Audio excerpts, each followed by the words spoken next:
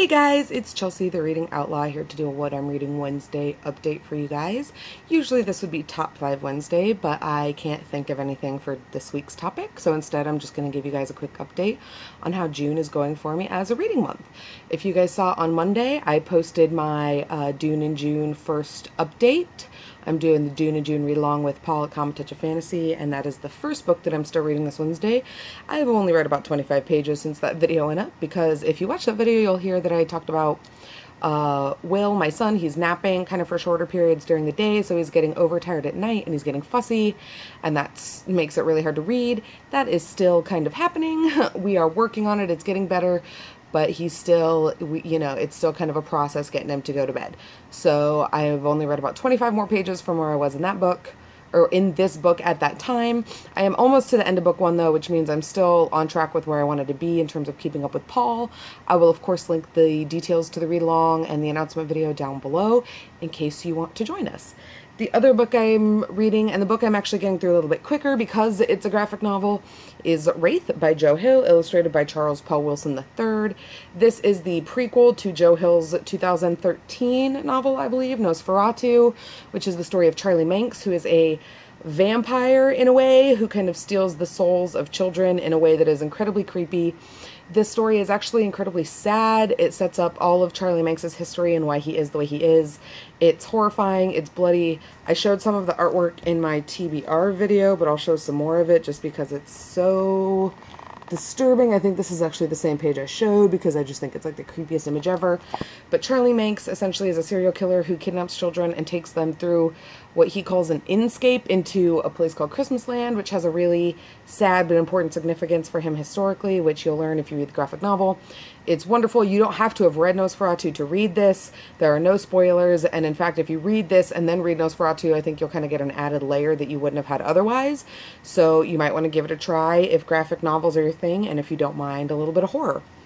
In the digital front, I am cruising right along through my audiobook of the moment, which is Blood Song by Anthony Ryan, the first in the Night Raven, Night Shadow, something like that trilogy. There is a group read along starting on the 29th of the second book, Tower Lord, and I read the first one, but I read it when it first came out, and so it's been a little while, and I'm a little fuzzy on the details, so I'm rereading the audiobook just to kind of get a quick refresher on what's going on so that I can participate in the group read along on the 29th, which I'm really excited for because I have been put off reading the sequel because I have really bad starteritis and I can't stop starting things, and then I'm just like in the middle of all these series and it's, hashtag reader problems. And I'm also almost done with the In Search of the Red Dragon, which by James A. Owen. Tell you guys the information, which is the second book of the Chronicles of the Imaginarium Geographica, which is a middle grade series about a set of boys who acquire a secret map to a hidden land called the Archipelago of Dreams, where all of our mythical creatures live. And in the story, this story is a lot heavily influenced by Peter Pan and Peter Pan kind of myth and mythology. So we get to go into Neverland and see the Lost Boys and kind of all of these different things, and it's really interesting. It's playing out really well.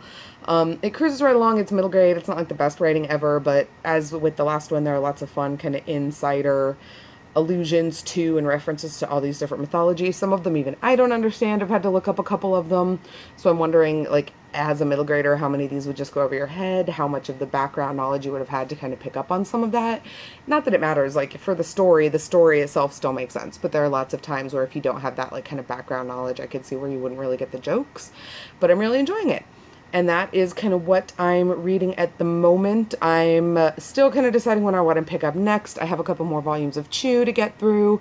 I'm currently on volume 7. I also have a couple of novels that I want to start, including the first Georgina Kincaid book by Rochelle Mead, Succubus Blues. I believe that's the first one. I have it upstairs. I'd have to look. But yeah, those were a couple things for my TBR that I'm thinking about throwing next into the rotation, and I'm going to keep plugging right along on Dune. Please comment below to let me know what it is that you're reading on this fine Wednesday. As always, like, subscribe, and I will see you guys around the internet. Bye.